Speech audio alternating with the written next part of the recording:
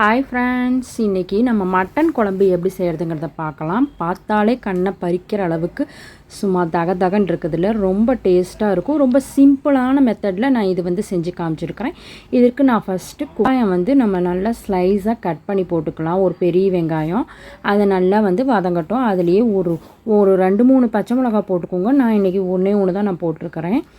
அப்புறம் ஆல் ஸ்பைசஸும் நம்ம போட்டுக்கலாம். மட்டன் சால்னாவுக்கு மசாலா குழம்புக்கு நம்ம என்னென்ன தாளிப்போமோ அதை எல்லாத்தையுமே நீங்கள் போட்டுக்கோங்க.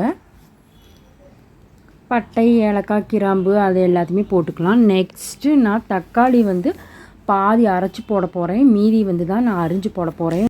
தக்காளி ஒரு 6-7 தக்காளி எடுத்துக்கலாம். அதில் ஒரு 2 தக்காளி தான் நான் அரிஞ்சு போட்டிருக்கிறேன். மீதி நான் அரைச்சி தான் சேர்த்திருக்கிறேன். இது ரொம்பவே டிஃப்ரெண்ட்டான மெத்தடு. ரொம்ப டேஸ்ட்டாக இருக்கும். இந்த மெத்தடில் நீங்கள் செஞ்சு பாருங்கள். அதே போல் நம்ம சீக்கிரமும் செஞ்சிடலாம். ரொம்பவும் அதையும் இதுவும் போட்டு வதன்லாம் நம்ம எதையுமே போட்டு செய்ய போகிறதில்ல. ரொம்பவே சிம்பிள். அதே போல் எண்ணெயும் கம்மியாக ஊற்றிக்கோங்க. ஏன்னா மட்டன் குழம்பு செய்யும் பொழுது அதில் கொழுப்புலாம் நமக்கு அதில் வெளியே இன்க்ரீஸ் ஆகும். அதனால் நான் ஆயில் கம்மியாக தான் ஊற்றிக்கிட்டேன். நெக்ஸ்ட்டு இஞ்சி பூண்டு பேஸ்ட்டு உங்களுக்கு எவ்வளோ தேவையோ நீங்கள் போட்டுக்கோங்க. நான் ரொம்ப கம்மியாக தான் போட்டிருக்கேன். எங்களுக்கு கொஞ்சம் மைல்டாக இருந்தால் தான் பிடிக்கும். ரொம்பவே அதிகமாக இருந்துச்சுனாலும் மட்டன் சால்னாவுக்கு குருமாவுக்குலாம் அது நல்லா இருக்காது. இஞ்சி பூண்டு பேஸ்ட்டு எப்படி நான் அரைப்பேன்னா, இஞ்சி 1 கிலோ எடுத்தேன்னா பூண்டு 3/4 கிலோ எடுத்துக்குவேன். அந்த ரேஷியோவில் தான் நான் அரைச்சி வச்சுக்குவேன். இஞ்சி கொஞ்சம் ஜாஸ்தியாக இருந்தால் தான் ஃப்ளேவர் நல்லாயிருக்கும். மல்லித்தலையும் புதினாத்தலையும் போட்டுக்கலாம். அப்புறம் நெக்ஸ்ட்டு நான் அரைச்சி வச்ச வெங்காயத்தையும் தக்காளியும் சேர்த்து அரைச்சி வச்சுருந்தேன். ஒரு 100 கிராம் சின்ன வெங்காயத்தை எந்த குருமா சால்னாவாக இருந்தாலும் அரைச்சி சேர்த்தி பாருங்கள். செம்ம டேஸ்ட்டாக இருக்கும். இது என்னோடய ஸ்டைல் குருமா. இப்போ இதில் நான் கொஞ்சோண்டு கொழுப்பு நான் ஆட் பண்ணிக்கிட்டேன். கொழுப்பு இருந்தால் போட்டுக்கோங்க, அப்படி இல்லைன்னா ஸ்கிப் பண்ணிக்கோங்க. அப்புறம் இதற்கு தேவையான அளவு கரம் மசாலா தூள், மிளகாத்தூள், மல்லித்தூள் இது எல்லாத்தையுமே போட்டு நல்லா வதக்கிக்கலாம். நெக்ஸ்ட்டு நாம் மட்டனை நம்ம போட்டுக்கலாம். மட்டன் போட்டு ஒரு 1 நிமிஷம் அப்படியே நல்லா பெரட்டி விடுங்க. பெரட்டி விட்டு இதில் தேவையான அளவு தண்ணி ஊற்றிக்கலாம். இதுலேயே உப்பும் போட்டுக்கோங்க. வரப்போகிற வீடியோவில் செட்டிநாடு மட்டன் குழம்பு கூட நான் செஞ்சு காமிக்கிறேன். அதுவும் ஒரு மிளகு போட்டு அரைச்சி வச்ச குழம்பு, அதுவும் ரொம்ப டேஸ்ட்டாக இருக்கும்.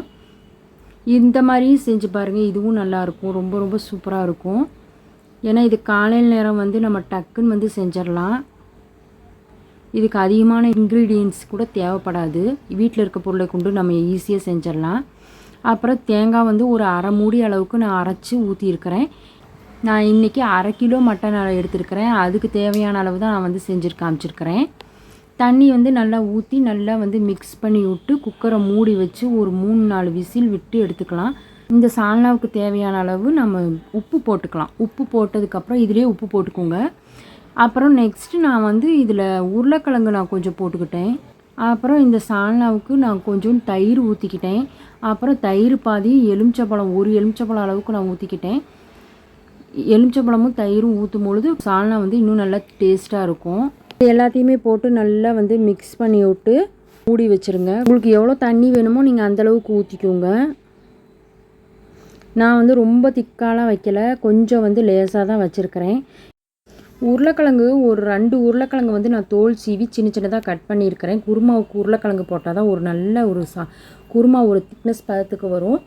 அதாவது கொஞ்சம் இப்போ ரொம்ப சலசலன்னு தண்ணி மாதிரி இருந்துச்சுனாலும் நல்லா இருக்காது. உங்களுக்கு உருளைக்கிழங்கு வேணும்னா போட்டுக்கோங்க, அப்படி இல்லைன்னா ஸ்கிப் பண்ணிடுங்க. அவ்வளோதாங்க ஃப்ரெண்ட்ஸ், நம்மளுடைய குருமா ரொம்ப சூப்பராக ரெடி ஆயிடுச்சு. நீங்களும் வீட்டில் இதே மாதிரி ட்ரை பண்ணி பாருங்கள். தேங்க்யூ.